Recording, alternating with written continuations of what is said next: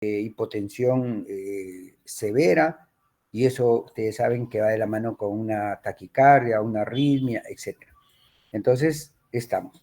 Dice, para garantizar eficacia y seguridad sobre la base de las propiedades físico-químicas de los fármacos y la fisiología del tracto gastrointestinal. Y entonces, las propiedades físico-químicas, ¿no? Y eso nos compete, pues, directamente al farmacéutico. Ahí el colega médico un poco no le compete, ¿no? ¿Ok? No es su campo. Él se va por el lado clínico, principalmente. Y aquí vemos, ¿no? Y como vemos aquí, ¿no es cierto? El proceso de disolución, ¿ok? Que dice, mediante el cual una sustancia sólida entra en un solvente para dar como resultado una solución, o simplemente es el proceso en el cual una sustancia sólida se disuelve. ¿Ok? Y aquí, como veremos en una diapositiva más adelante, en esta etapa, o en este proceso, correcto, van a haber factores farmacotécnicos que guardan relación con las propiedades físico-químicas de la droga que pueden afectar esto. Y aquí tenemos, ¿no? Entonces decíamos, ¿no? Que los laboratorios, bien, cuando producen un medicamento, hay pruebas que las tienen que hacer y el ente regulador tiene que comprobar, ¿no es cierto?, para garantizar que ese medicamento, lo que en teoría dice, lo que su inserto dice, lo que su dossier dice, entonces se cumple, para garantizar lo que decíamos hace un momento, eficacia y seguridad. Y entonces, como dice aquí, ¿no? Prueba de disolución. Es una prueba físico-química utilizada para evaluar la calidad de un producto farmacéutico. Se usa para evaluar el control de calidad de los diferentes lotes de producción. Las especificaciones de disolución permiten la liberación de nuevos lotes dentro del mercado de venta. Entonces, estas pruebas in vitro, ¿ok?, que inicialmente le competen al laboratorio, el ente regulador lo tiene que verificar. Lamentablemente, aunque no es una forma sólida, lo que pasó, ¿no es cierto?, con lo del caso del suero fisiológico, donde lamentablemente el control de calidad falló. Y la responsabilidad, tenemos que ser claros y honestos, esa responsabilidad no le compete al personal técnico. A quien le compete esto, bien, el que responde es el farmacéutico responsable. Es una pena decirlo porque es un colega, ¿no? Pero esa es la verdad. Entonces aquí tenemos, ¿no? Dice acá, los estudios in vitro para establecer equivalencia terapéutica, bien, permiten establecer la bioexcepción. Bien, y aquí vemos, ¿no?, todo el proceso de desintegración, disolución, bien, y finalmente acá la absorción. Acá tenemos toda la etapa de liberación y acá ya el proceso de absorción. Bien, dice, los estudios in vitro para establecer equivalencia terapéutica, bien, permiten establecer bioexcepciones. Aquí, ¿qué nos dice, no? No requieren someterse a pruebas de disolución o bioequivalencia, soluciones, bien, acuosas para uso parenteral, es tácito, pues, ¿no? Estos que vemos aquí, soluciones de uso parenteral, soluciones orales, gases, medicamentos que van por otra vía, así, tópico, de inhalación, indiscutiblemente no pasan por estas pruebas porque no van a sufrir un proceso de absorción gastrointestinal, ¿ya? Y los otros, soluciones, pues, todas las diferentes formas orales que están líquidas, donde el principio activo ya está disuelto, pues entonces ni vuelta a quedar, no entran, ¿no es cierto?, a estas pruebas. Por lo tanto, dice, no requieren someterse a pruebas de disolución o bioequivalencia. Aunque, si estuviéramos hablando en maestría o doctorado, hay cosas que sí pueden suceder, ¿no es cierto?, en estas soluciones. O precisando, como farmacéuticos, bien, en una suspensión, porque hay medicamentos que son suspensiones, que es diferente a una solución. Tal vez para el colega de otra profesión sea lo mismo, pero para nosotros no. Como anécdota, hace muchos años recuerdo que un laboratorio farmacéutico, el laboratorio Roche, producía un medicamento en 3 formas: tabletas, grajeas y cápsulas. Y cuando me llegó la receta, el colega médico simplemente había puesto el nombre del producto la indicación tomar una vez mañana y noche, pero no había precisado pues cuál de las formas farmacéuticas. Tal vez se le pasó, pero son diferentes. Como vimos en la gráfica anterior, la disolución en una cápsula es mucho más rápida que en un comprimido. Más aún estas cápsulas líquidas, ¿no? Que tenemos en los últimos años, que son diferentes a las antiguas de gelatina, ¿no? El envase, la cápsula de gelatina. Bueno, y entonces está. Dice acá, estudios de bioequivalencia. Bien. Formas farmacéuticas sólidas. Bien, y aquí tenemos que hacer observaciones. Pueden fármacos en combinación, formulación de liberación modificada, medicamentos de administración tópica. Entonces, de todos estos, nos quedamos, ¿no es cierto?, los de liberación inmediata, que ya se dijo, porque estos siguen otra cinética. Bien, entonces, guía, dice, para el sistema de clasificación biofarmacéutica. Describe la metodología, evaluación y aplicación del sistema de clasificación. Proporciona métodos para evaluar la solubilidad, permeabilidad y disolución de los fármacos. Describe los diferentes tipos de dispensas biofarmacéuticas. Lamentablemente, muchos laboratorios que producen medicamentos y que están, según esta clasificación, y vamos a ver de aquí, en el grupo 1, entonces se agarran de la norma para pedir esto, ¿no? Las dispensas, y según la ley, lamentablemente la ley hay que cumplirla, les permite no hacer determinadas pruebas, ¿no? ¿Ok? Y entonces estamos. Y aquí, en este sistema de clasificación biofarmacéutica, como vemos aquí, tenemos 4 grandes grupos. ¿Ok? Y como vemos aquí, es fácil recordarlo. ¿Eh? Miren, los dos parámetros, solubilidad, permeabilidad. ¿Bien? Solubilidad y permeabilidad. Deben recordar ustedes también que este parámetro, ¿sí? Puede variar en una farmacéutica que tome el paciente.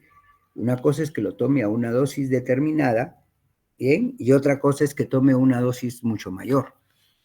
Y el proceso de disolución se puede variar o alterar por esta razón. Bueno, entonces tomando en cuenta estos dos parámetros, vemos, ¿no es cierto?, que la clase, el grupo 1, bien, donde vamos a encontrar una alta solubilidad y una alta permeabilidad. Entonces, estos medicamentos que están en esta clasificación, en el grupo 1, simplemente son los que pueden pedir bioexcepción. ¿Ok? Y con alguna otra particularidad, algún otro de los grupos. Y aquí tenemos, ¿no? Para poder memorizar con una regla mnemotécnica, ¿no es cierto? Depende para el examen, ¿no? Alta solubilidad, alta permeabilidad, el grupo 1. El grupo 4, en los dos aspectos, es baja. Bien, y para recordar, si ustedes ven alta, baja, alta, baja. Entonces es fácil de recordar, ¿no? Y las otras, por una relación, vamos a decir, bionívoca, si acá es baja, acá es alta, si acá es alta, acá es baja, si acá es baja. Aquí en los dos extremos son las dos altas y el cuarto grupo, las dos bajas. Bien, y aquí es lo que tenemos, ¿no? Y entonces, el grupo 1, bien, vuelvo a repetir, está desde otro ángulo esto, pero es lo que estábamos diciendo, ¿no? Y aquí vemos, ¿no? Lo que dice acá en esta diapositiva, ¿no? Sistema de clasificación biofarmacéutica, ejemplos de drogas, ¿no? Para cada clase. Y aquí vemos, pues, que muchas de estas drogas, ¿ok? Aquí vemos, por ejemplo, ¿no? En el grupo 1, el acetaminofén, cafeína, el fenobarbital y este tipo de drogas, diazepam y este tipo de drogas, ¿ok? Y entonces, indiscutiblemente, si hay un problema, lamentablemente, teóricamente el laboratorio ha cumplido, ha pedido la bioexcepción, según la ley, ha cumplido la ley, pero podría pasar que podría haber alguna particularidad, bien, en un lote determinado y puede dar lugar a una situación un poco hasta peligrosa.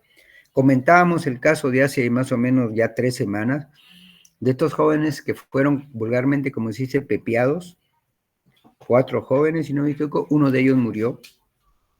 Fue por una sobredosis, fue a sobredosis del fármaco, o mucho alcohol que había ingerido, o imagínense que de repente en la formulación hubo problemas con uno de estos, eh, tabletas, bien, y de repente puede haber sido la causa. A establecer un poco difícil, bien. Y entonces ya, entonces aquí tenemos los diferentes fármacos y en la clasificación, ok, que acabamos de ver, ¿no? Ok, bien. Y entonces ya está. Ya, Cristian, te toca a ti, o si tú sabes quién más de tu compañero está, lo asignas para que lea. Por favor, adelante. No, yo lo leo. Dale, dale. Eh, Cuando la disolución in vivo de una fosli es rápida en relación con el vaciamiento gástrico y el fármaco tiene una alta permeabilidad, es poco probable que la velocidad y el alcance de la absorción del fármaco dependan de la disolución y o el tiempo de tránsito gastrointestinal del fármaco. Entonces, ¿no es cierto? Como dice acá, ¿no? Cuando la disolución in vivo de una fosli es rápida en relación con el vaciamiento gástrico, entonces, y tiene alta permeabilidad, pues indiscutiblemente, ¿no? Si rápido se disuelve y rápido se absorbe, entonces, por eso dice acá, ¿no? Es poco probable que la velocidad de alcance de la absorción de fármacos dependan de la disolución en tiempo de tránsito. Si rápido, ¿no es cierto?, se disolvió y se absorbió, lo que venga después, indiscutiblemente, muy poco le puede afectar. Y aquí vamos. Bajo tales circunstancias, la clase 1, el grupo 1 que ya vimos, alta solubilidad y alta permeabilidad, no requiere estudios in vivo de biodisponibilidad y bioequivalencia. No requiere estudios in vivo. Pero acuérdense de algo que hemos dicho, la bioequivalencia, como veremos en una diapositiva, la bioequivalencia que nos interesa es la bioequivalencia terapéutica. O sea que al final, no lo que dice el estudio in vitro, no lo que dicen los estudios de disolución que el laboratorio tiene, ¿no? Hay estudios, ¿no? Hay equipos, hay métodos, ¿ok? Que establecen eso y el laboratorio hace y dice, sí, sí cumple. Pero finalmente lo que nos va a decir si ese medicamento, ¿no es cierto?, vale o no vale, desde el punto de vista clínico terapéutico, son las respuestas en el paciente. Bien, y eso es la equivalencia terapéutica. Y los estudios in vitro, ¿no es cierto?, no nos garantizan esto. Entonces, lamentablemente, dice, la clase 1 no requiere estudios in vivo, según la norma y este sistema de clasificación, bueno, se avala eso un laboratorio, ¿no? Y aquí tenemos, ¿no? Dice, utilidad de las bioextensiones para los medicamentos de clase 1. Bien, los estudios de disolución es suficiente. Los estudios de disolución, dice, ¿no es cierto?, este sistema de clasificación, es suficiente para demostrar bioequivalencia. Es suficiente, dice. Ok, pero ya sabemos como farmacéuticos que eso exactamente no es así. Evita estudios en seres humanos, rebaja el costo de los estudios porque no se requieren estudios in vivo. Bueno, sí, ese es el lado, es el lado positivo, ¿no? Que va a abaratar costos, ¿no? Y según la norma, pues, de la OMS, que los medicamentos tienen que ser bien eficaces, seguros y de bajo costo, entonces lo va a cumplir. Pero los resultados, la evidencia, vemos, ¿no es cierto?, con los pacientes que reciben estos medicamentos, que muchas veces la eficacia esperada no se cumple. Y aquí vemos, ¿no? Principios activos de la clase 1, bien, ok, y aquí vemos toda esta lista, ¿no? El ácido acetilsalicílico, como hemos comentado en clase, muy usado antes y después del COVID-19. En ese momento, durante el COVID, ¿no es cierto?, porque la importancia del ácido acetilsalicílico como antiagregante plaquetario indiscutiblemente ofrecía un beneficio adicional al paciente del COVID, ¿no?, para evitar, ¿no?, los cuadros de trombosis que eran letales y que son letales, porque una trombosis es letal en cualquier tipo de paciente, pero más aún el paciente en ese momento que sufría de COVID. Y aquí vemos, por ejemplo, diferentes fármacos. Bien, imagínense ustedes, ¿ok? Que haya falla, bien, que haya falla en la desintegración y por ende en la absorción y por ende en la biodisponibilidad de alguno de estos medicamentos, que falle, ¿ok? Entonces, imagínense, en el paciente que tiene problemas de agregación plaquetaria, falla esto y puede tener problemas de trombosis, suponiendo, ¿no?, que las concentraciones problemáticas que deban estar en el rango terapéutico no se alcancen. Imagínense un paciente que usa carbonato de litio, un paciente bipolar, y producto de que no hay eficacia, haga su cuadro psicótico, etcétera, etcétera. ¿Ok? O esta paciente que usan estrógenos y haya problemas, ¿no?, de una persona que tome para evitar la gestación y de repente salga gestando. Entonces, y así podríamos analizar cualquier otro de estos. Imagínense, la digoxina, que es una droga de elección para la insuficiencia cardíaca. Falla esto y simplemente, y eso es letal. Y eso es letal. En un medicamento, en un fármaco como la digoxina, que como en algún momento hemos leído, sabemos, es de un estrecho margen terapéutico. Bien. Deficiencia en las concentraciones puede hacer que el paciente siga con su cuadro, bien, de insuficiencia y simplemente se nos muera. O de repente que tenga una liberación muy rápida y se alcancen niveles, bien, que ya generan toxicidad y al paciente se le estimula mucho el corazón y también se nos muere.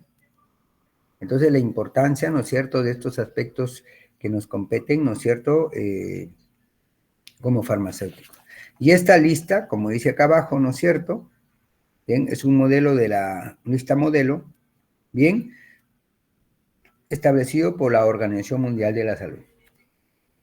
Bien. Y aquí seguimos viendo otros fármacos de estas listas, ¿no? Bien, y entonces estamos.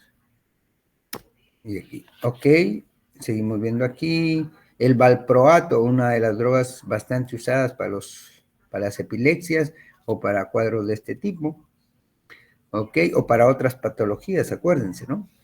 Ok, y el propranolol, ¿no es cierto? Han visto, de repente el doctor Rojas les mencionó, ¿no?, para los problemas de hipertensión u otros problemas cardíacos, cardiovasculares. Bien, aquí tenemos, por ejemplo, la clindamicina, que es una droga que se usa bastante en el área obstétrica, ginecológica, para las infecciones, por ejemplo, en las damas que tienen algún tipo de infección vaginal por bacterias, bien, principalmente por Gardnerella, y entonces hay falla terapéutica, imagínense. Y ni mencionar, por ejemplo, acá vemos la acidobudina, bien, o veíamos hace un momento acá, por ejemplo, la estabudina, o veíamos acá la lamivudina, fármacos, ¿no?, antivirales, que indiscutiblemente la cosa puede ser grave en el paciente si hay ineficacia. Bien, entonces, entrando acá a lo que es la biodisponibilidad, ¿no?, que esté establecida, bien, vamos a ir alternando. Ahora te toca a ti, Cristian. Ok. Biodisponibilidad. Es la medida de la cantidad de fármaco o principio activo contenido en una forma farmacéutica o producto medicamentoso que llega a la circulación sistémica y de la velocidad a la cual ocurre este proceso. Y entonces, como decíamos hace un momento, ¿no?, el paciente toma 500 miligramos, pero el torrente circulatorio no llega a 500 miligramos. ¿Ok? Llega mucho menos. En algunos casos llega a prácticamente el 50%. Esa es la expresión, ¿no es cierto? La FDA, a nivel de la Organización Mundial de la Salud, pero la FDA que nos precisa, ¿no? Mientras que acá dice la cantidad que llega a la circulación sistémica. La FDA, ¿qué nos dice? ¿No? Velocidad y cantidad a la cual un fármaco o componente activo absorbido a partir de la forma de dosificación que lo contiene, se hace disponible en su lugar de acción. Y aquí ya recuerdan lo del doctor Rojas. Ahí estamos hablando de su biofase, donde va a estar, ¿no es cierto?, su órgano diana, donde va a estar su receptor.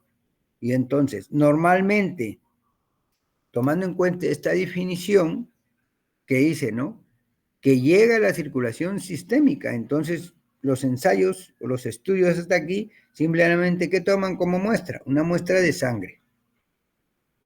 Y es lo que normalmente se hace. En cambio, con esta definición, imagínense, si es un medicamento que llega a un compartimento, a un lugar como el corazón, habríamos que dosar a ese nivel. Si es un medicamento que llega al sistema nervioso central, tendríamos que tomar líquido raquídeo o cualquier cefalorraquídeo o cualquiera de estos fluidos para determinar exactamente eso. Para bien o para mal, pero, ¿no es cierto?, la información que se tiene en general, ¿bien?, de biodisponibilidad, de farmacocinética, de farmacodinamia, ¿ok? ¿Esto? Entonces, ¿no es cierto? Todo esto, ¿bien?, gira en relación a las concentraciones plasmáticas, por ese lado, ¿no?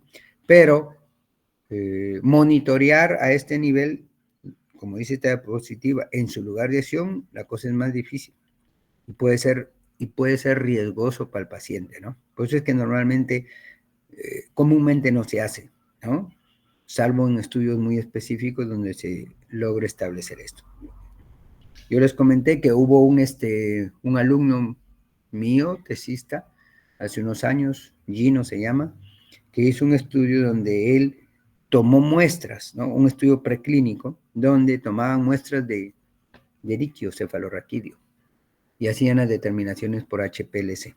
Bueno, dice, la biodisponibilidad se puede expresar en relación a la administración intravenosa. Acuérdense, eso ya lo sabemos, que la administración intravenosa, ya lo ha dicho el doctor Ernesto, el doctor Rojas, ¿no?, que se considera una biodisponibilidad del 100%, ¿bien?, del 100%, y dice, ¿no?, esa es la biodisponibilidad absoluta. O la administración por vía oral de un producto de referencia, biodisponibilidad relativa o comparativa. Acuérdense lo que dice, la administración por vía oral de un producto de referencia. Normalmente, y como veremos de aquí, ¿no es cierto?, un producto de referencia, ¿ok?, normalmente es o debe ser el producto innovador, como decimos, el producto original. Si queremos, para entender bien esto, ya quede claro, si queremos comparar diferentes medicamentos a base de sildenafilo, el producto de referencia tendríamos que tomarlo, ¿cuál es? El Viagra. Y a partir del Viagra comparar los otros, cómo son sus curvas, y entonces puede decir, establecer in vitro, poder decir que sí, que es bioequivalente. Pero vamos a los hechos, pues. A dos viejitos, a uno le damos Viagra y a otro le damos otro producto y vamos a ver, pues, cómo responden, ¿no? Aparentemente dos viejitos de las mismas condiciones fisiológicas, etcétera, o dos personas, no tanto dos viejitos, dos personas adultas, ¿no? Para ver esto, porque la cinética en ancianos, ustedes saben que es diferente a la de un adulto joven, o de un adulto nada más, por decir así. Bueno, entonces, comúnmente se confunde el grado y velocidad de absorción de un medicamento con el grado y velocidad de biodisponibilidad. Esto, si no existe efecto del primer paso. Como ya hemos comentado, bien, rápidamente en la clase, el efecto del primer paso se da principalmente, mayoritariamente, porcentualmente hablando, en el hígado. Pero este efecto del primer paso o metabolismo del primer paso no se inicia en el hígado, se inicia, ¿no es cierto?, a nivel gastrointestinal. Y como ven, en estos sistemas de clasificación hablamos de la permeabilidad, la absorción, y esa permeabilidad es a nivel gastrointestinal. Entonces, como farmacéuticos y como académicos vamos viendo dónde puede haber falencias en este sistema. Y entonces está aquí. Dice, biodisponibilidad relativa, comparativa. Bien, es la relación de la cantidad de principio activo que llega a la circulación sistémica a partir de la administración oral de un preparado y la cantidad de principio activo que llega a la circulación sistémica a partir de la administración de un producto de referencia. Bien, que contiene la misma cantidad del mismo principio activo. Entonces, estamos comparando, ¿no es cierto?, de un producto X con un producto de referencia. Ah, pero resulta que a veces, como ahorita pasa en nuestro país, si miramos nuestro país allá por el año de 1990 y tantos, el 90 y tantos, cuando ingresó el presidente Fujimori, teníamos muchos laboratorios que en el país fabricaban y se producían sus medicamentos de calidad. Los laboratorios farmacéuticos eran reconocidos en Sudamérica como que teníamos un nivel muy bueno. Lamentablemente, después de los cambios políticos que hubieron en esa época, muchos laboratorios transnacionales se retiraron, se fueron, producen sus medicamentos en países vecinos.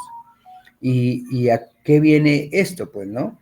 Que empezaron a haber problemas porque, primero, que ya no tenemos, a la fecha mucho menos, bien, el producto innovador, original, que debe ser el producto de referencia. Entonces, ahí viene, ¿no? Que se estableció que podría usarse para esto. Un producto de referencia podría ser un producto que tenga ya evidencia, ¿no?, de su eficacia clínica. Esto es lo que es idea. O que se traiga el producto de referencia de un país vecino donde sí pueda haber. La bioequivalencia, ¿sí? Entonces, ¿qué es lo que nos establece aquí? ¿No es cierto? Relación entre dos productos farmacéuticos que son equivalentes farmacéuticos y muestran idéntica biodisponibilidad. Por lo cual, después de administrados en la misma dosis molar, son similares a tal grado que sus efectos, ojo, serían esencialmente los mismos. Deben ser, pero en la práctica vemos que a veces esto no se cumple. Y aquí, ¿no es cierto?, equivalente farmacéutico. Medicamento que contiene idénticas cantidades de los principios activos del producto al que es equivalente. Por ejemplo, la misma sal o el éster o el principio activo. En idénticas formas farmacéuticas, pero que puede o no contener los mismos excipientes. Y aquí, se dan cuenta, aquí hay una razón fuerte de variabilidad, porque dice que puede o no contener los mismos excipientes. Y nosotros como farmacéuticos sabemos que cuando variamos un excipiente, variamos las propiedades o características de un medicamento.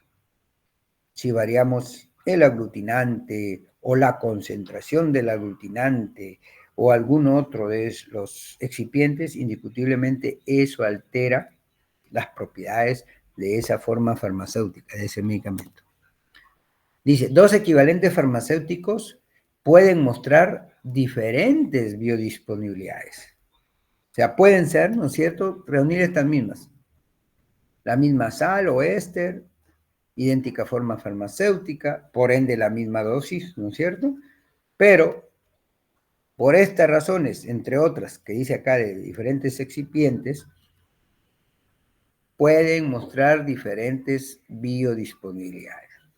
Y ahí parte el problema, pues, si la biodisponibilidad es diferente, entonces ni vuelta a quedar, los efectos es muy probable que van a variar, tanto en eficacia como en seguridad. Muy bien. Alternativa farmacéutica, dice, medicamentos que contienen la misma cantidad de la parte molecular activa, pero no necesariamente en la misma forma de dosificación o bajo la misma sal o éster. Y ustedes saben, por ejemplo, amoxicilina, que todos lo conocemos.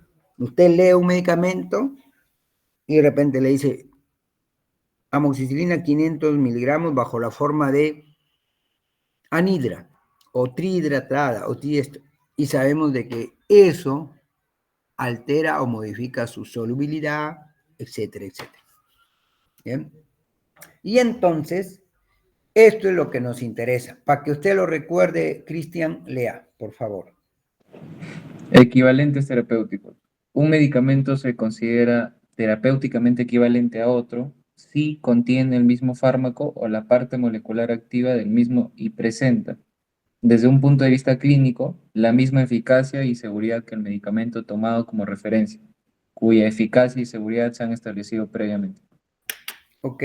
¿Se da cuenta? Eso es lo que nos interesa. La misma eficacia, bien, desde el punto de vista clínico, la misma eficacia y seguridad que el medicamento tomado como referencia. O sea, tiene que ser tan igual en el efecto. Que baje la presión arterial, ¿no es cierto?, con la misma rapidez y en la misma magnitud, muy similar que el medicamento de referencia. Y en términos de seguridad, que no hayan problemas de ciertos eventos adversos o reacciones adversas, no precisamente. ¿Ok? Y entonces, eso sí o sí. Cabe mencionar que existen medicamentos de diferentes laboratorios farmacéuticos, ¿ok?, que siguiendo las buenas prácticas de manufactura, etcétera, etcétera, demuestran, sin hacer estudios in vivo, demuestran, ¿no? Cuando se usan, ¿sí? Se comprueba de que tienen la misma eficacia clínica y la misma seguridad. O sea que son equivalentes terapéuticos. Bien, es muy probable que hayan utilizado principios activos y las técnicas en una forma muy similar que el laboratorio que produce un medicamento de referencia. Y entonces, para contemplar esto, bien, y poder establecer la equivalencia terapéutica, estas 4 características o factores que debemos tener en cuenta. Primero, por lógica, que sea el mismo principio activo. No podemos comparar, pues, para eliminar un microorganismo o para bajar la presión, no podemos comparar, pues, un labetalol con un propanolol, porque indiscutiblemente sabemos que el labetalol es un mejor antihipertensivo que el propranolol. Entonces, tiene que ser el mismo principio activo, y vuelta a quedar, por lógica.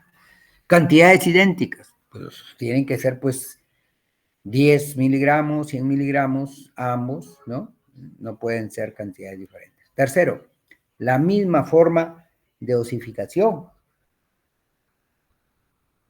La misma forma farmacéutica. No puede comparar, pues, usted un comprimido con una cápsula. ¿Ok? Bien, y finalmente la misma ruta de administración. Bien, la misma vía de administración. No puede usted, pues, comparar, no hacer un estudio de equivalencia con una tableta común y corriente, compararla con una tableta sublingual, que tiene una cinética, una desintegración, etcétera, mucho más rápido. Bien, y aquí vemos, ¿no? Recomendaciones de la FDA para biodisponibilidad, para hacer, ¿no? Para evaluar la biodisponibilidad y bioequivalencia. Bien, algunas de estas situaciones, como dice acá, cuando la evaluación de la biodisponibilidad y bioequivalencia es fundamental, ¿no? Para una droga determinada. Entonces, hay que tomar en cuenta esto, ¿no? ¿Cuándo debemos hacer esto, no? Nuevas moléculas, nuevas fórmulas o ingredientes activos, ¿bien? Nuevas formas de dosificación, bien, diferentes regímenes de dosaje, bien, diferentes formas, si es sal o éster, una nueva indicación, si es para un no, y ahí vienen los estudios clínicos, porque si se va a usar, ¿no es cierto?, un medicamento para una patología o para una indicación diferente a la original del producto de referencia, sí o sí eso lo tenemos que probar y eso se hace con estudios clínicos, no se hace pues in vitro. Bien, para la administración en poblaciones, en pacientes, ¿no?, especiales, pediatría o en gerontes. Bien, y así, ¿no? Como vemos, ¿no? Bien, para cambios en los procesos de manufactura, bien, y entonces todo eso, y que normalmente pasa entre un laboratorio y otro, todo eso hay que tomar en cuenta, ¿no? Factores que influyen en la biodisponibilidad. Bien, vamos un poquito a zona 9, vamos un poquito a correr un poco con esto, bien, para poder tocar los otros puntos que están pendientes que debemos ver. Bueno, y entonces ya está. Y aquí vemos, ¿no? Factores que influyen en la biodisponibilidad relacionados con el principio activo, con la forma de justificación, con el paciente. Y aquí, el principio activo, el tamaño de la partícula. Ustedes saben de que es diferente un micronizado, ¿no? Bien, a una partícula, ¿no es cierto?, más grande. Y eso hace 30 años atrás, por lo menos recuerdo, cuando la mayoría de laboratorios producían medicamentos a base de grisofulvina, sus tabletas eran de 500 miligramos. Pero Sharing Corporation, me acuerdo en esa época, nuevos equipos, lograron el tamaño de la partícula mucho más pequeño. Y entonces ya no se necesitaba 500 miligramos en una tableta para lograr el mismo efecto. Solo ellos lo hacían, me acuerdo que con 330 miligramos de grisofulvina. Los polimorfismos, que eso desde las prácticas de farmacotecnia lo sabemos, ¿ok? El coeficiente de reparto, ¿bien? Y que guarda relación con su solubilidad. Y entonces todos estos factores que tienen que ver netamente, entre otros, ¿eh? Que no son todos. Tendríamos que hablar, ¿no es cierto?, entre otros, ¿no es cierto?, otros principios activos. Si fuera un curso netamente de biofarmacia, tendríamos que ampliar esto. La solubilidad, que va a depender si es una forma cristalina, polimorfa, etc. ¿Bien? Si es un ácido o una base o una sal. Su grado de ionización, su pKa, la formación de complejos que se pueden dar. Y aquí, por ejemplo, entra la parte del paciente. Cuando el paciente, en una de las diapositivas que he puesto ahí como adendas de farmacología, ¿ok?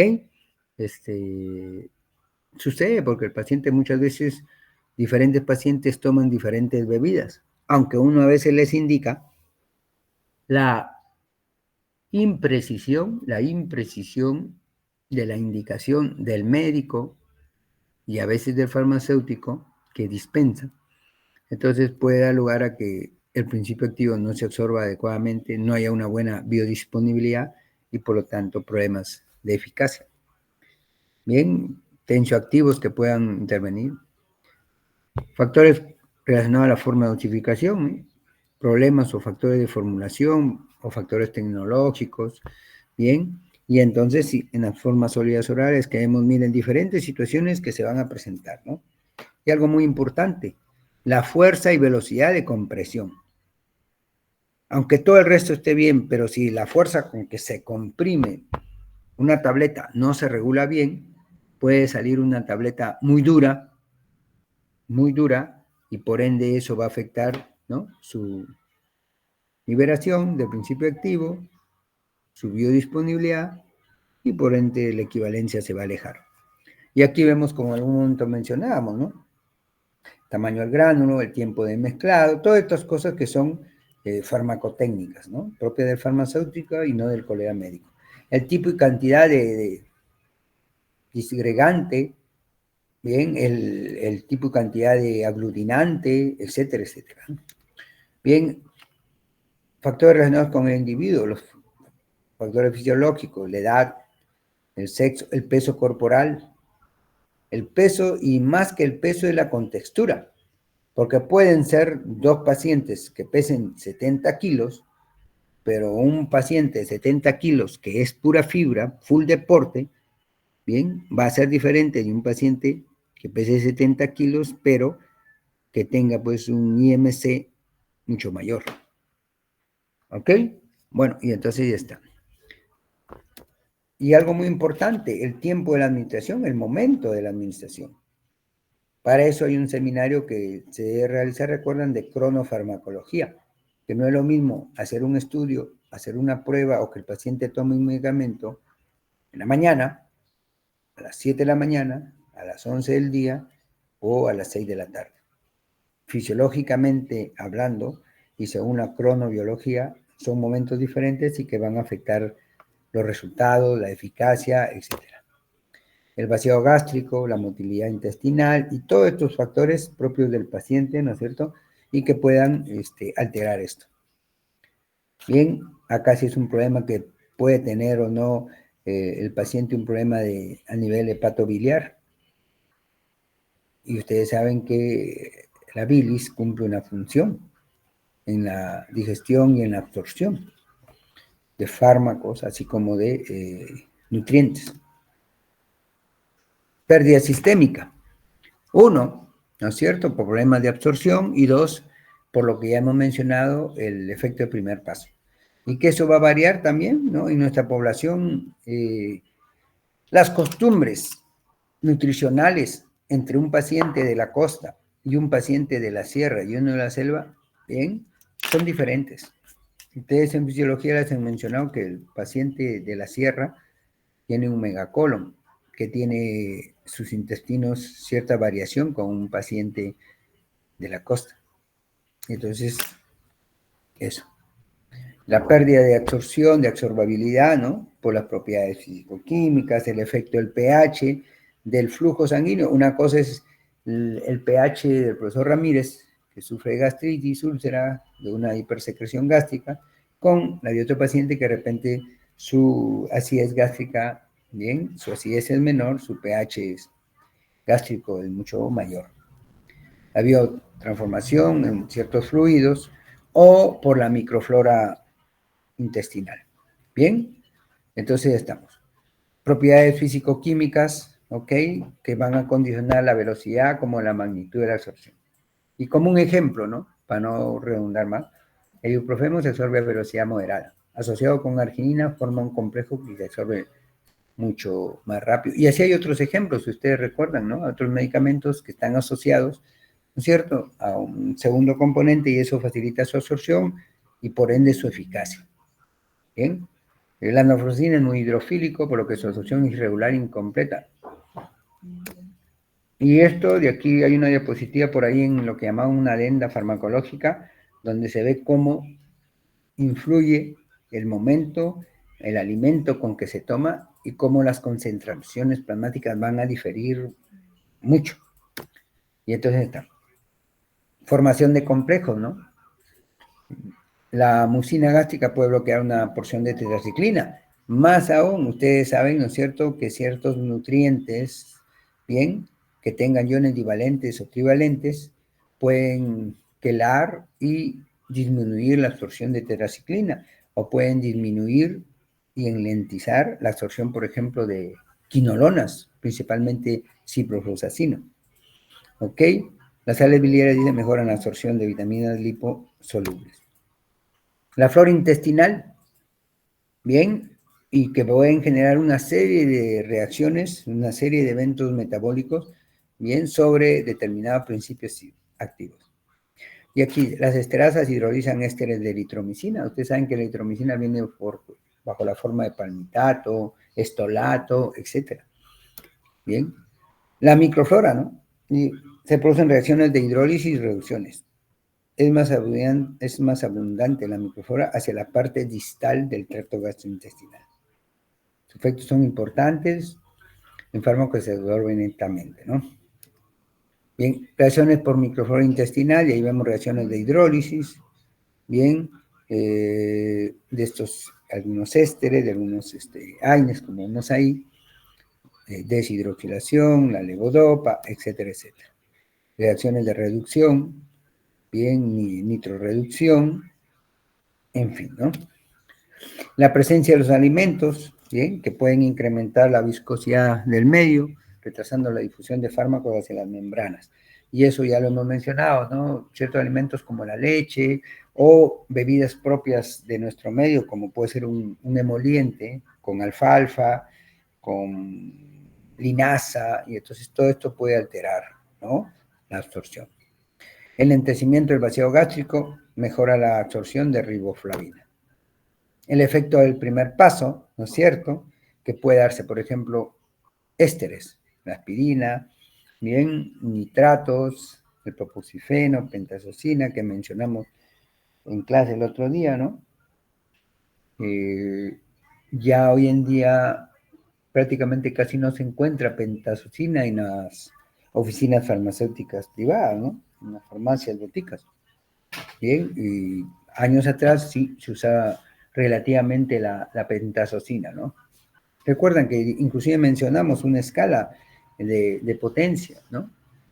Abajo teníamos el propoxifeno, un efecto mayor la codeína, un efecto mayor el tramadol, un efecto mayor la pentazocina, un efecto mayor la morfina, por ahí cerca está la oxicodona, más arriba, ¿no es cierto? Muy arriba el fentanilo o algunos otros analgésicos opioides, ¿no?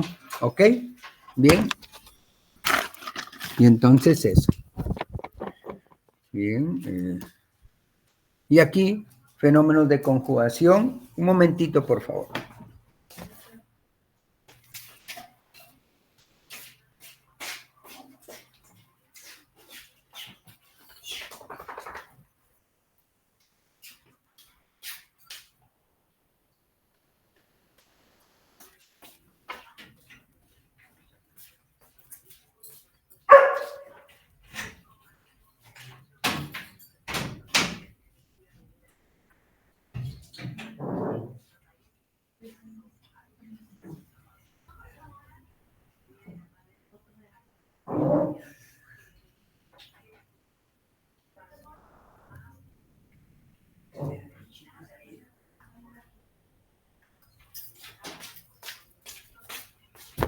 Ok, bueno, y aquí reacciones de conjugación con estos fármacos, tienen que leer, bueno, y entonces ya está. El primer paso ya a nivel hepático tiene diferentes magnitudes. Los fármacos tienen un proceso de extracción hepática en diferente magnitud. Por ejemplo, ¿no? Una extracción hepática baja, la carbamazepina, la isoniazida, el diazepam, ¿ok? Una extracción media, el ácido etilsalicílico, la codeína, ¿bien? Y una extracción alta, ¿bien? La morfina, el omeprazol, el nifedipino, etc. Bien, el efecto primer paso dice excreción activa en la mucosa intestinal, metabolismo durante la absorción, etc., ¿no? Y el metabolismo principalmente a nivel hepático. Bueno, es necesario, por ende, hacer actividades de monitorización, ¿bien? Dice, proceso por el cual se utilizan datos de concentraciones séricas de fármacos junto con criterios farmacocinéticos y farmacodinámicos para optimizar los tratamientos, ¿no? Y entonces, como veíamos en las recomendaciones hace un momento en una diapositiva de la FDA, ¿no? Primero, algo muy importante, fármacos con un índice terapéutico estrecho, como mencionamos, por ejemplo, la digoxina, en la cual puede haber problemas. Si hay ineficacia, que la insuficiencia cardíaca del paciente no se resuelva y se nos muera por el problema. O que de repente hay una liberación muy rápida y se alcance de repente niveles elevados, como es de índice terapéutico estrecho, eso puede generar manifestaciones de toxicidad y estimulamos mucho el corazón, igual y se nos muere. O sea, los dos extremos nos llevan o a ineficacia, por lo cual se nos muere el paciente, o a toxicidad, por lo cual también se nos muere el paciente. Y entonces, por eso en esos fármacos, sí o sí, que creo que lo ven eso en farmacocinética con el doctor Carreño, hay que monitorizar a los pacientes con estos fármacos, ¿no? Situaciones que es necesario asegurar la eficacia antes que observar la evolución clínica, ¿ok? Prevención de efectos tóxicos, etcétera, etcétera, ¿no? Bueno, entonces ya está. Aquí, bien, salimos de esto. Hasta aquí alguna pregunta. Ah, no. Espérense un ratito. Que les voy a recordar esto porque van a decir, profe, eso no lo mencionó. Ojo, que yo les puedo preguntar. ¿Está escuchando, Cristian? ¿Sí? Sí, doctor. Al examen les puedo preguntar de cualquiera de estos. Entonces, se me pasaba, dejamos estas diapositivas de lado. ¿Por qué? Y aquí vamos, ¿no? Y aquí, bueno, este evento fue hace ya más de 5 años. Me acuerdo que fue ahí en el Hotel Sheraton, lo organizó este evento de la Universidad Wiener, no fue San Marcos. Y aquí una invitada, una colega farmacéutica brasilera, ¿no? Nos daba esa conferencia, ¿no? Y ahí se mencionaban, por ejemplo, algunos datos que teníamos, ¿no? Bien. Dice, cantidad de registro sanitario que ha solicitado productos, que han solicitado, ¿no? Productos de referencia, ¿no? Y entonces, cantidad de productos de referencia solicitados por empresas, ¿no? Y ahí bien. Pero esto de aquí, ¿no?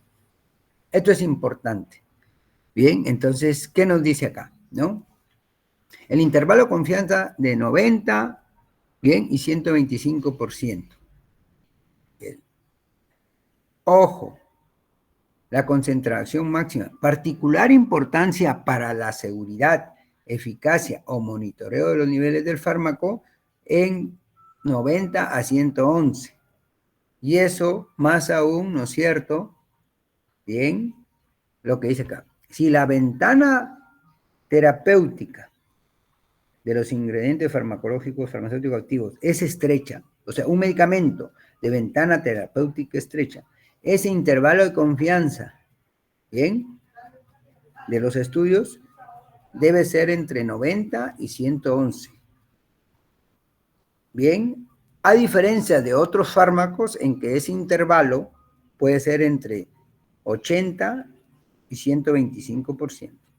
Entonces, cuando el intervalo, bien, cuando la ventana terapéutica de una droga es estrecho, entonces, por lo tanto, la variabilidad, bien, de las áreas bajo la curva deben ser más estrechos, no 80, 125, sino de 90, 111. Y entonces eso. Y como decía en esta diapositiva, ¿no? Alta variabilidad farmacocinética, una diferencia más amplia en concentración máxima se considera clínicamente irrelevante. Se puede ampliar el rango de aceptación, inclusive en estos, ¿bien?, cuando hay fármacos que tienen mucha variabilidad. Bien.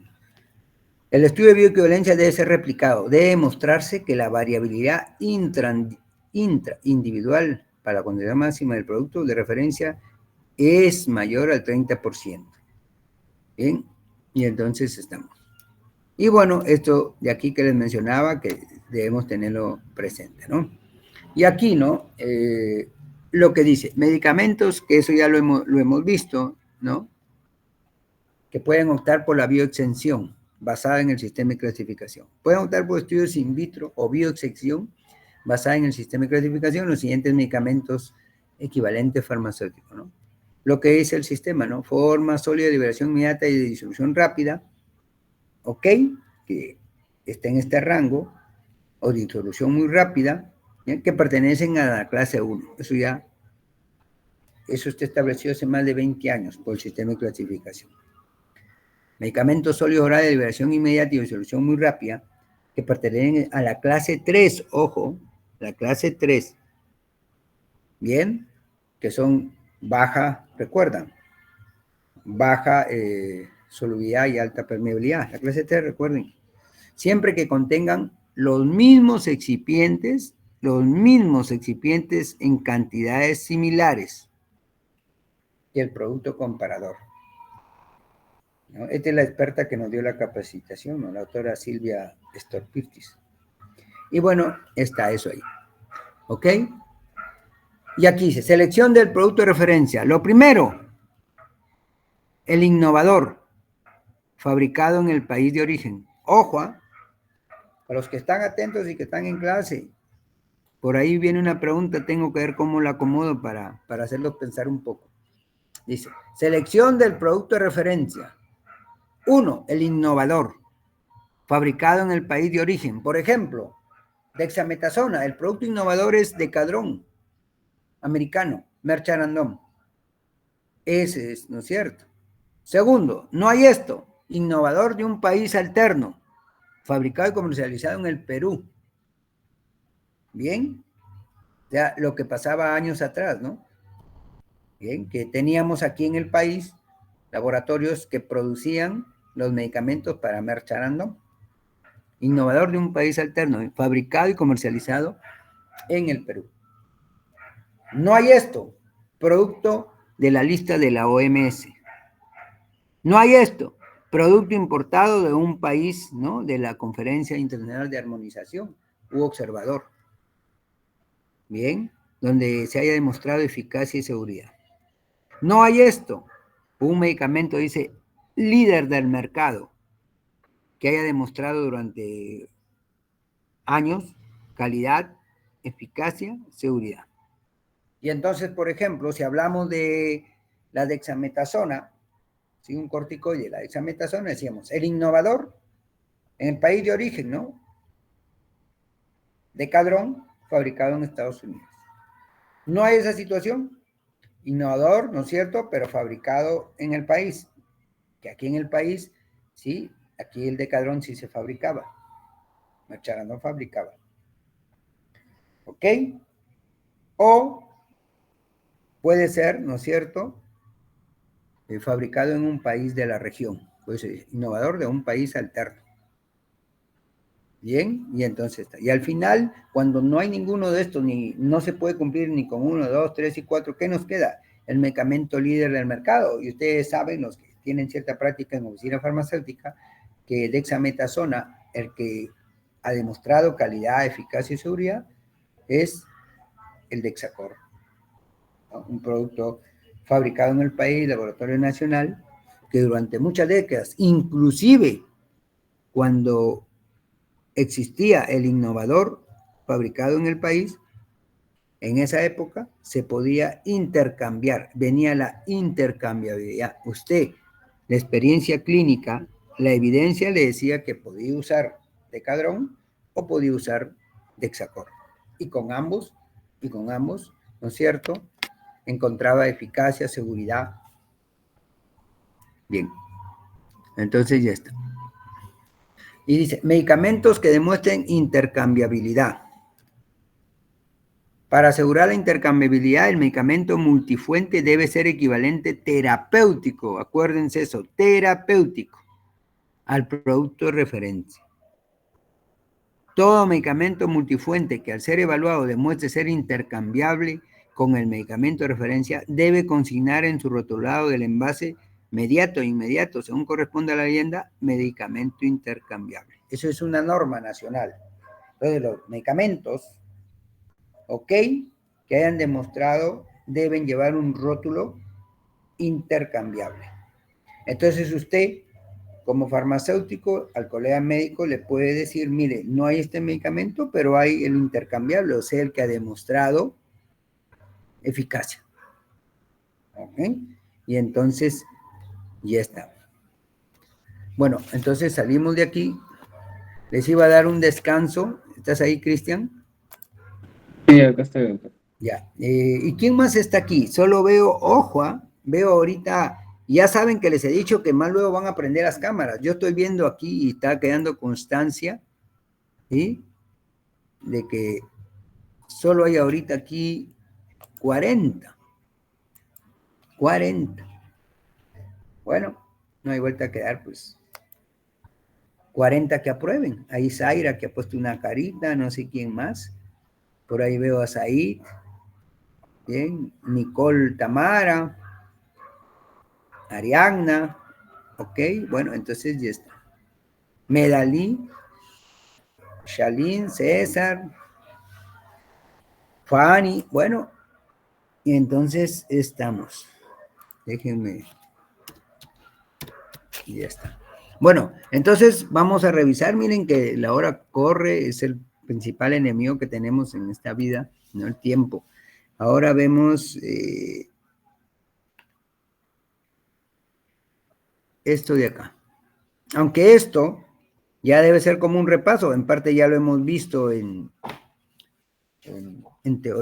clase presencial, pero vamos a avanzar rápido, ¿no? Avanzamos esto, ¿recuerdan? Ok. Esto lo hemos avanzado, ¿sí? Y aquí, esto es lo que envió disponibilidad, ¿bien? Y entonces...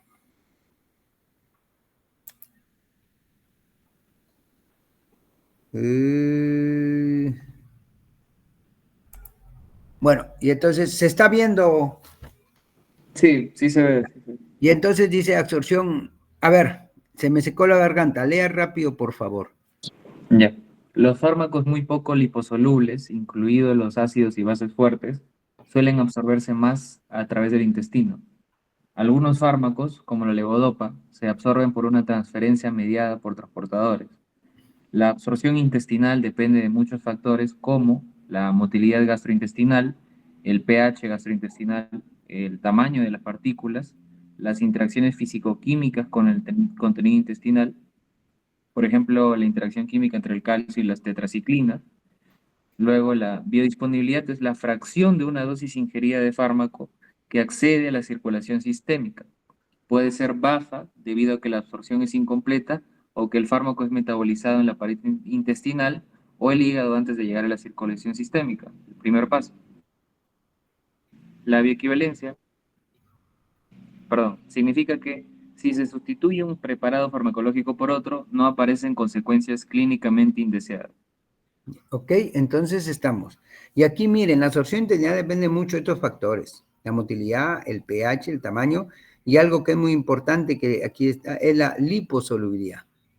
Más que el tamaño, ¿no es cierto? Depende, ¿no es cierto?, qué tan liposoluble sea una droga.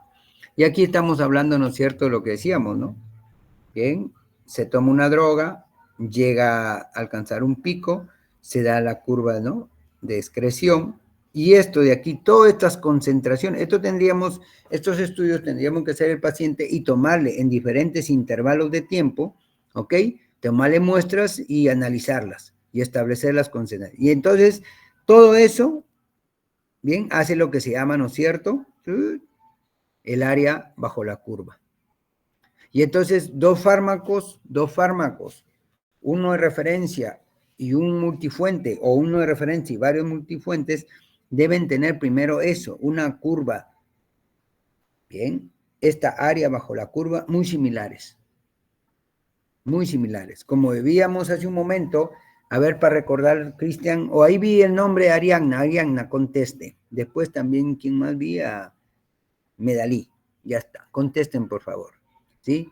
Si es un fármaco de índice terapéutico estrecho, ¿cuál es el rango?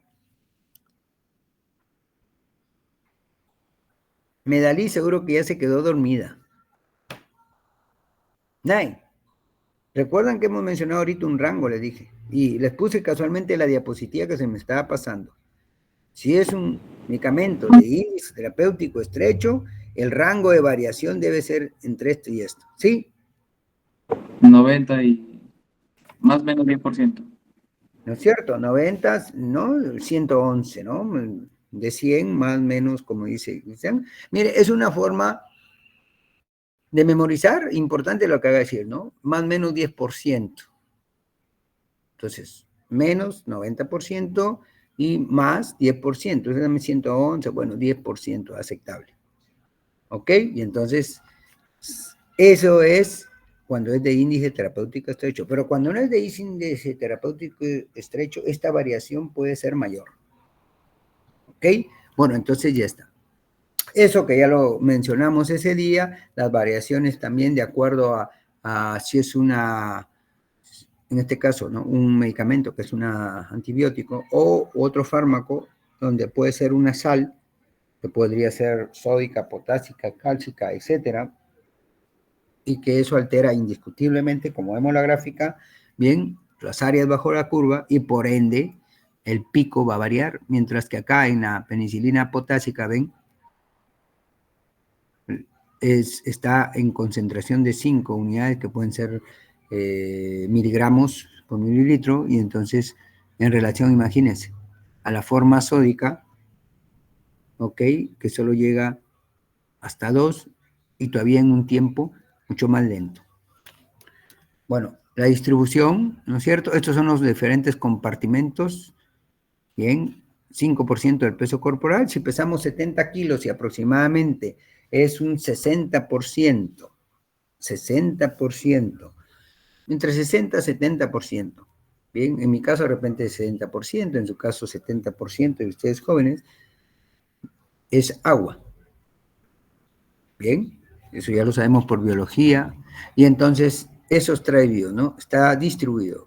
Plasma aproximadamente 5%, el líquido intersticial 16%, intracelular 35%, transcelular 2%, el tejido adiposo, y esto es importante, más aún para los jóvenes, no escucho a ninguno de la escuela de toxicología, ¿no?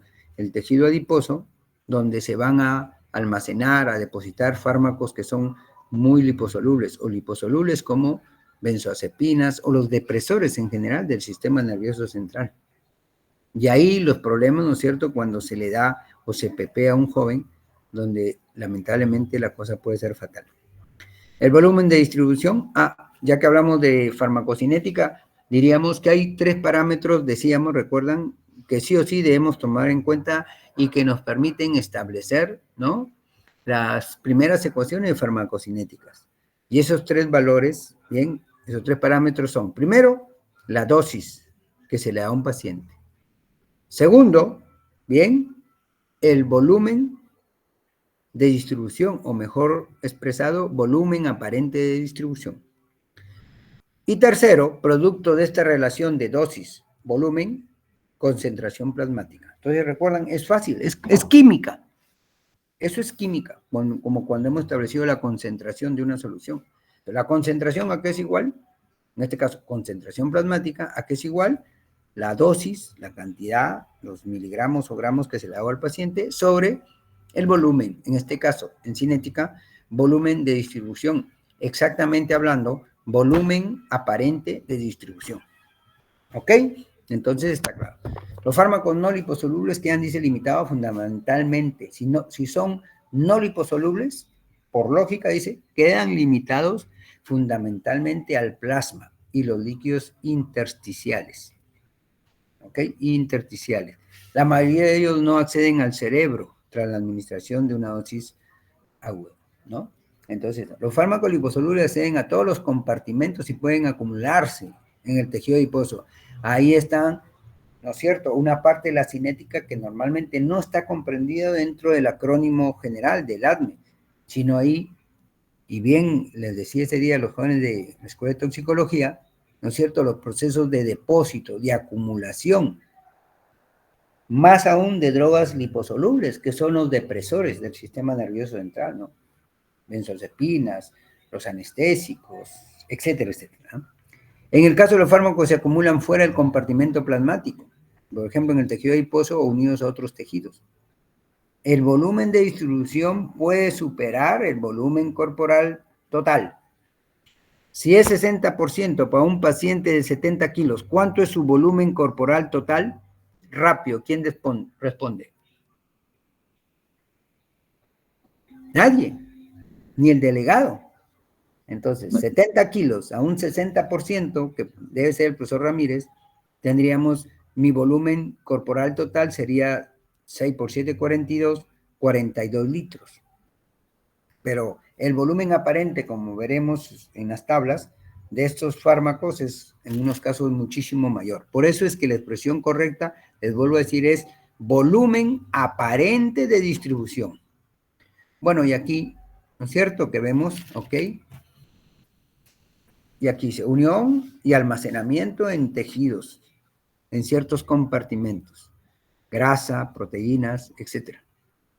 Unión a proteínas séricas, la albúmina, esto tiene que ver con la distribución. Esto de acá, unión a y almacenamiento en tejidos, grasa, etc. Esto tiene que ver con depósito. La biotransformación, que hemos dicho que se inicia con el metabolismo de primer paso, se inicia en la cavidad gastrointestinal. Porcentualmente, en mayor porcentaje a nivel hepático. ¿Ok? Y entonces ya está. Y como vemos acá, ¿sí? Los metabolitos, una vez que la droga sufre un metabolismo, la llamamos metabolito. Y se puede transformar, en muchos casos, en un metabolito inactivo, en otros casos, en un metabolito que mantenga la actividad. Por ejemplo, en los depresores, ¿no? Se produce un metabolito que prolonga, pues, el efecto, bien, como el caso de del diazepam, donde el efecto puede durar, pues, más de 24 horas. ¿Ok? Entonces, eso. Y eso. O también se pueden generar, ojo, metabolitos que tengan una actividad relativamente diferente. Ese es el caso de la codeína. La codeína produce un metabolito, ¿no es cierto? Bien, morfina, un derivado, ¿no es cierto? Que va a presentar ¿qué cosa? Actividad analgésica. Por eso es que la codeína, que normalmente se usa como un antitusígeno, a dosis mayores, ¿no es cierto?, se lo usa como analgésico. Bien, entonces, y así hay otros. En lo que es toxicología, por ejemplo, el paratión, que es un plaguicida órgano fosforado, bien, colinérgico, bien, actividad colinérgica, se transforma en paraoxón, que es muchísimo más activo que el paratión. ¿Ok? Y entonces esas cositas que la debemos ir conociendo. La excreción renal, que se puede ver alterada, ¿no es cierto?, por la mayor o menor ionización de un fármaco, ¿no? Bien, acá dice concentración de la droga en el lugar de acción, bien, y aquí hablamos del receptor y finalmente la intensidad del efecto. Y aquí, entre concentración en el lugar de acción y el receptor, aquí hay una palabra. ¿Quién me dice qué palabra está ubicada? Bien, aquí, entre lugar de acción y receptor. Ahí hay una palabra que falta que le hemos mencionado hoy día. Amplificación.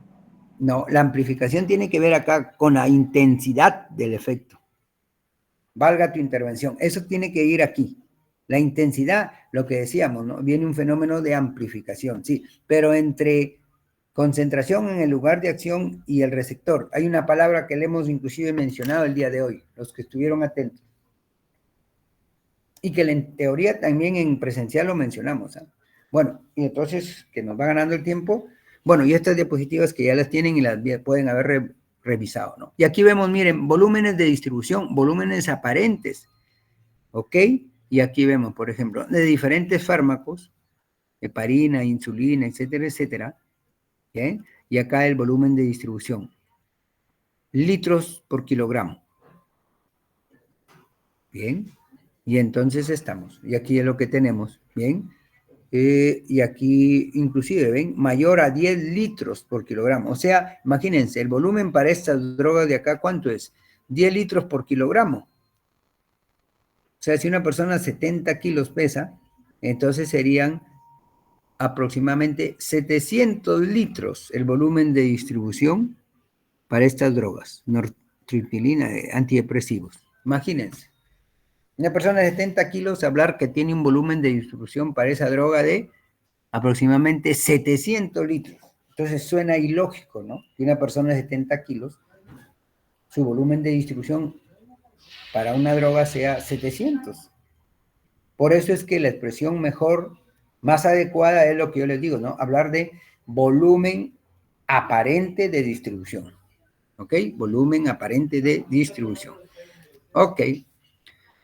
Y aquí dice, ¿no? Ejemplo, ¿no?, de la literatura de volumen de distribución y unión a proteínas plasmáticas.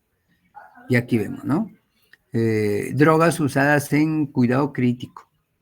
Y aquí vemos, ¿no? La cloroquina, que ustedes saben que se mencionó inclusive en el COVID. Y casualmente recuerdan ahí por qué no se usaba la cloroquina. Y más que la cloroquina, la quinina o la quinidina o derivados de este tipo. ¿Por qué no se usaba? Recuerdan, porque casualmente eso, porque tienen rangos terapéuticos estrechos y el problema de reacciones adversas podían ser letales. Además que clínicamente no se había demostrado su eficacia frente al COVID, ¿no?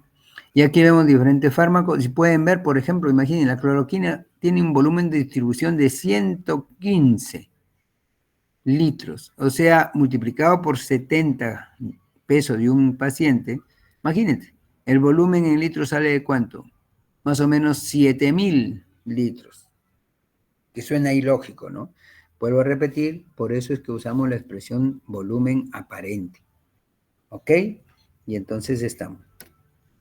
El metabolismo farmacológico que ya hemos dependido, ya han hecho ya un seminario sobre citocromo. Ya hicieron ese seminario, ¿correcto, Cristian? Y han hablado de inducción, inhibición enzimática, inducción enzimática. Ojo, que cuando hablamos en farmacología de inhibición enzimática, no, yo no he escuchado en esta oportunidad, no se ponga a hablar que las enzimas que inhiben a tal nutriente o tal, no, sino los procesos en los cuales se incrementa el metabolismo farmacológico por un proceso de inducción enzimática o se inhibe el metabolismo farmacológico por un proceso de inhibición enzimática. Y bueno, eso, y hasta estas reacciones que ya las han visto ustedes, ¿no es cierto? Fármacos que experimentan eliminación de primer paso considerable, ya lo hemos mencionado hace un momento, ¿no es cierto?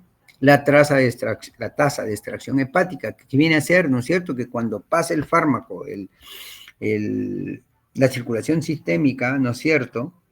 Cuando pasa en primer paso, en la primera vez por la circulación por el hígado, entonces que hay baja extracción, intermedia y alta extracción. Y eso quiere decir que estos fármacos son los de alta extracción metabolizados grandemente y por lo pronto su actividad se ve alterada. Por eso es que en los estudios, ya conociéndose esto, se establece cuál es la dosis adecuada para que se evidencie el efecto clínico, el efecto terapéutico esperado.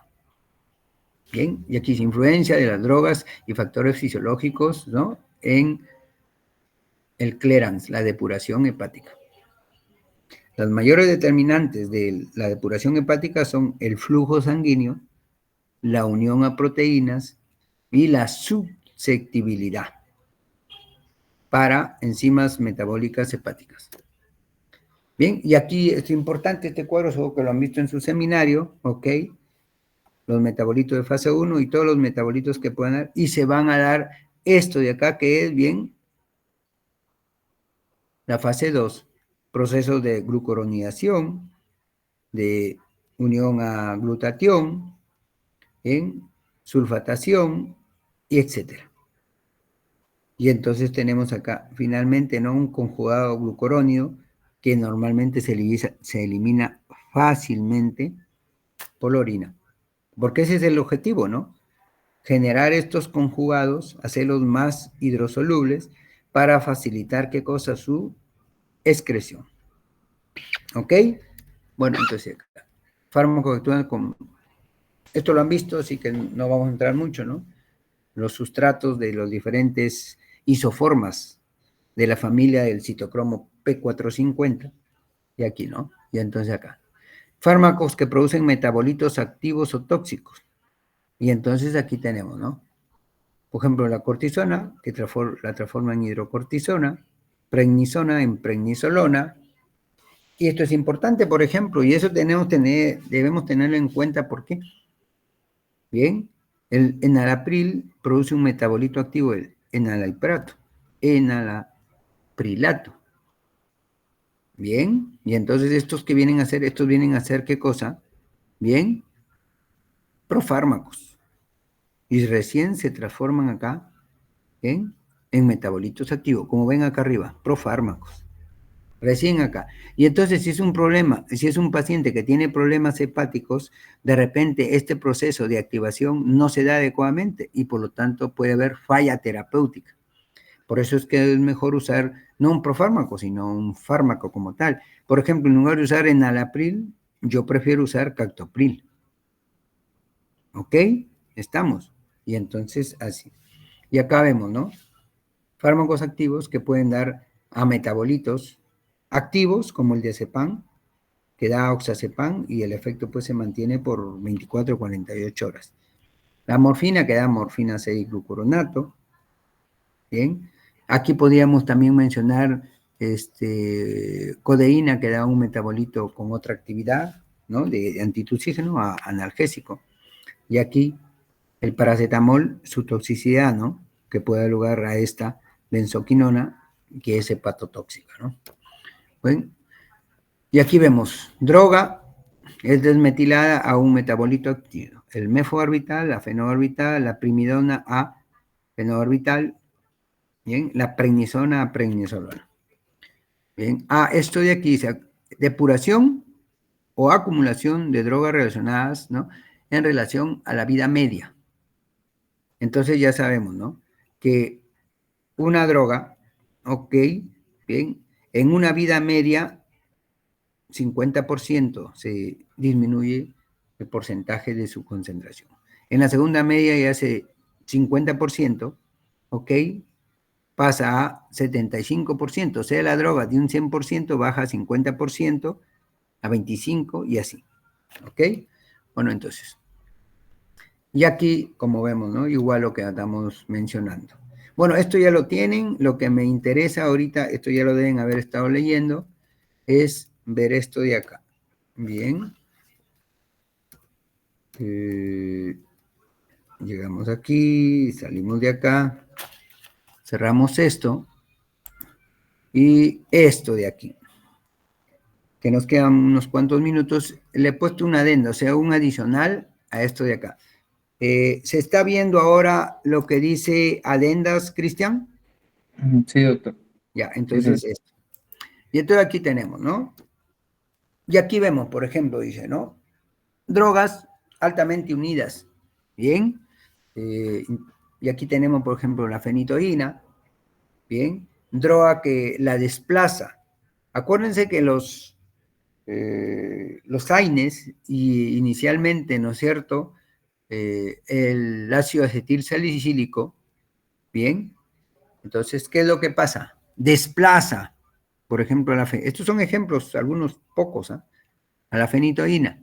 Y entonces, ¿qué va a pasar? Resultado de la farmacocinética. ¿Esto qué tipo de interacción es? ¿Quién me responde rápido? Porque eso ya lo han visto.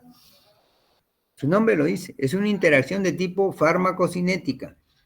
Está alterando, ¿no es cierto?, la unión a la proteína, está incrementando, como dice acá, incrementa la fracción libre de la fenitoína.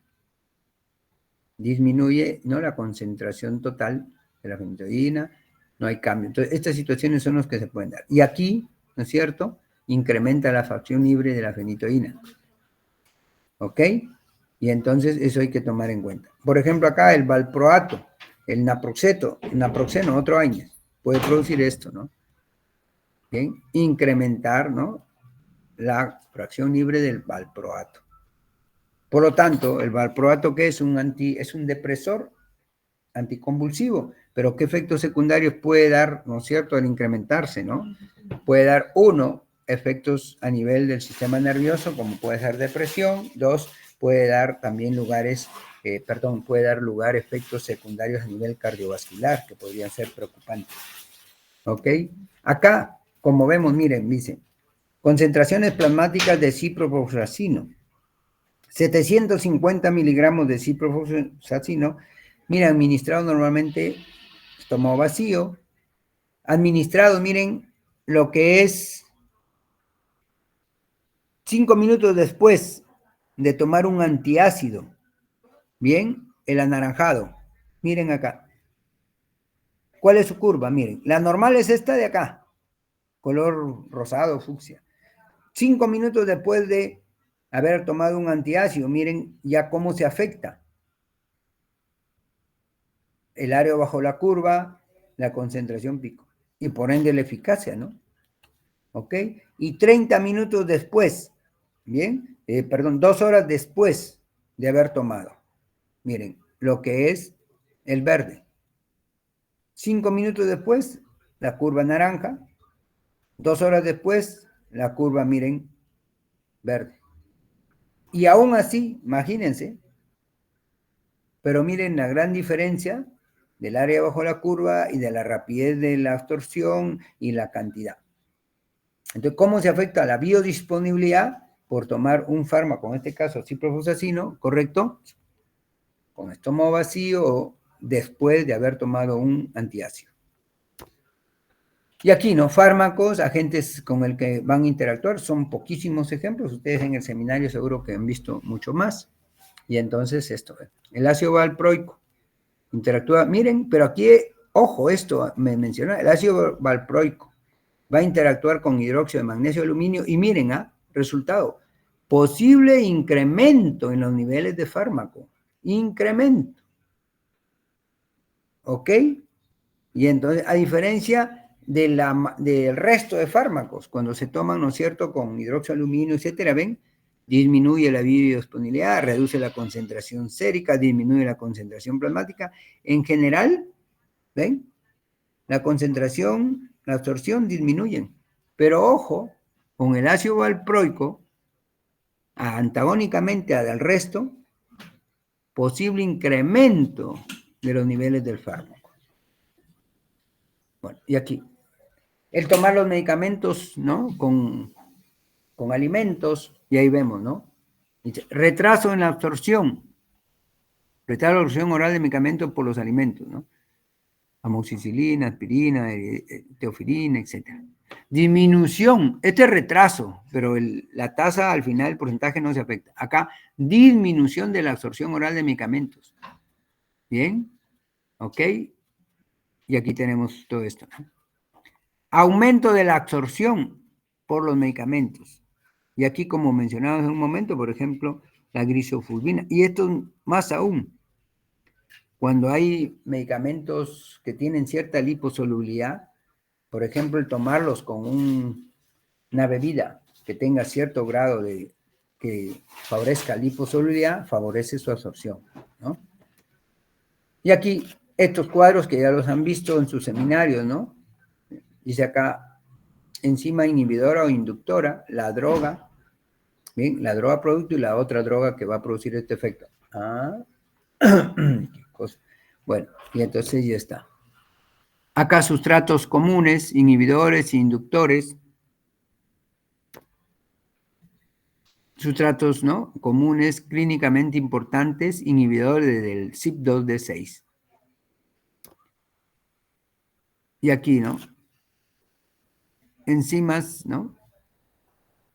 Importante el citocromo P450. Como todos sabemos, la mayoría de fármacos de uso frecuente son degradados por el CYP3A4. Y aquí miren, ¿qué es lo que pasa? ¿No es cierto?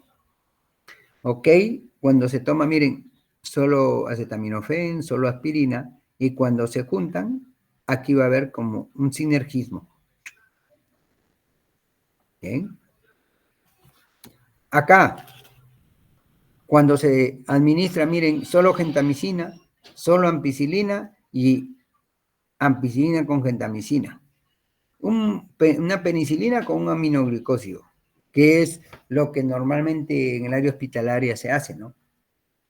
Uno, por razones de que no hay un antibiograma y entonces no hay la seguridad de que la bacteria que esté generando el problema sea o una gran positiva o una gran negativa.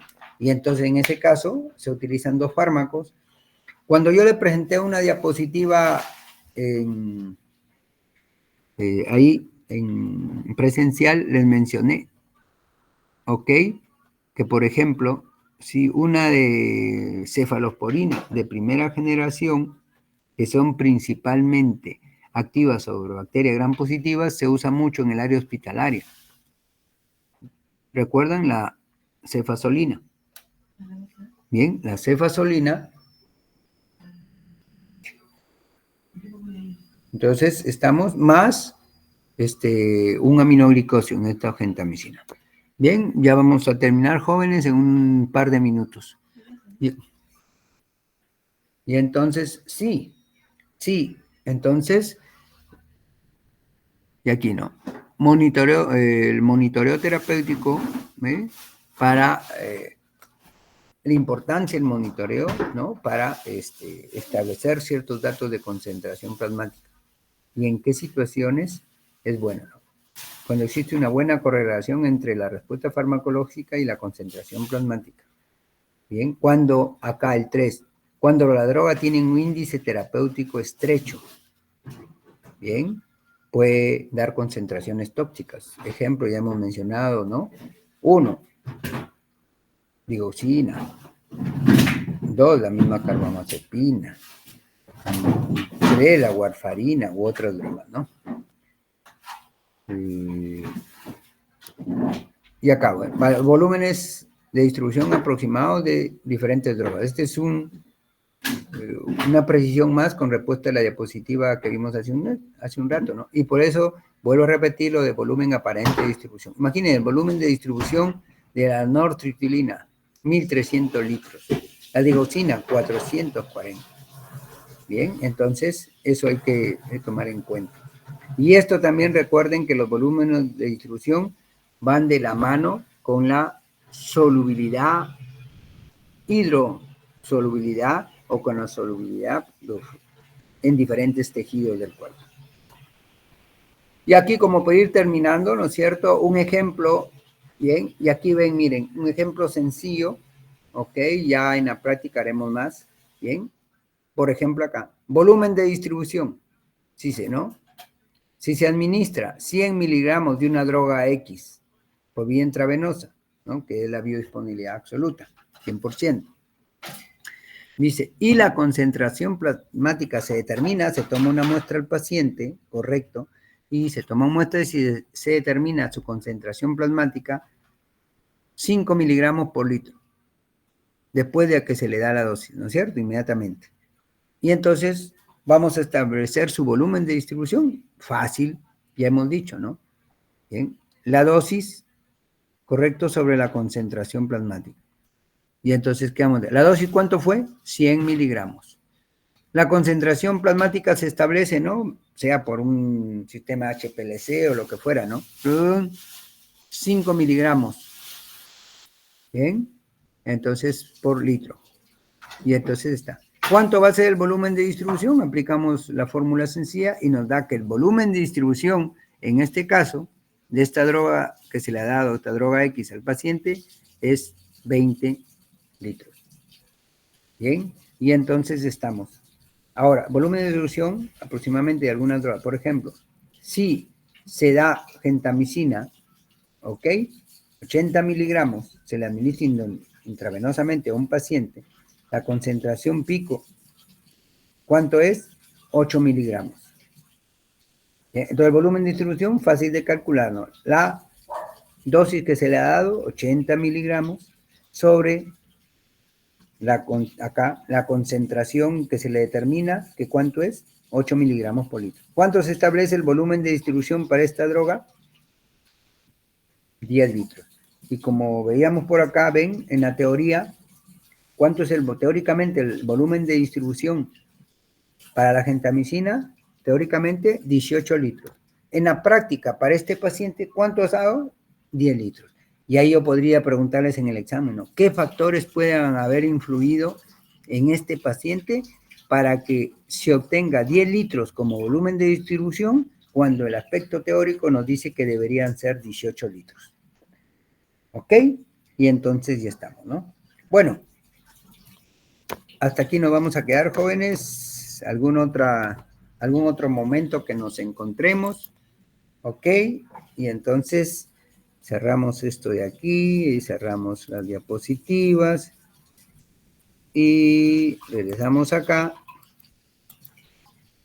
Esto también lo cerramos y ya está. Ok, entonces dejamos de presentar, creo que dice acá. Y entonces eso. Muy bien. Estos avisos. Y entonces, caramba, aparecen los avisos. La fecha somos 38 presentes. 38 presentes. Bueno, ya está. Entonces, importante. ¿A quiénes veo aquí? A ver, vamos a ver. Voy a comprobar algo, ¿ah? Bien, voy a llamar lista a los que veo aquí presentes, ¿correcto? Y quiero una respuesta inmediata. Así que ya tengan listos activos sus micrófonos, ¿bien? A ver, aquí en mi mosaico voy a pasar lista. Dice Cristian. Cristian no está. Presente. Ah, sí estaba. Ahí todavía está con dos artefactos informáticos. ¿Está bien? ¿Ah? El que puede, puede. Marco Antonio no está. Presente. Ah, sí estaba. Nicole Tamara no está. David. Presente. Oiga, ¿qué pasa ahí? ¿Hay problemas? Su ancho de banda no responde rápido. Nicole, bueno. David no está. Medalí No está. Presente, profesor. Ah, sí estaba. Estaba desayunando ya. Angie, Scarlett. No está. José Andrés. Presente. Muy bien. Agriana, Sayuri. Presente. Muy bien. Yaret, Ricardo. Presente. Muy bien. Anthony Exxon Romero. No está.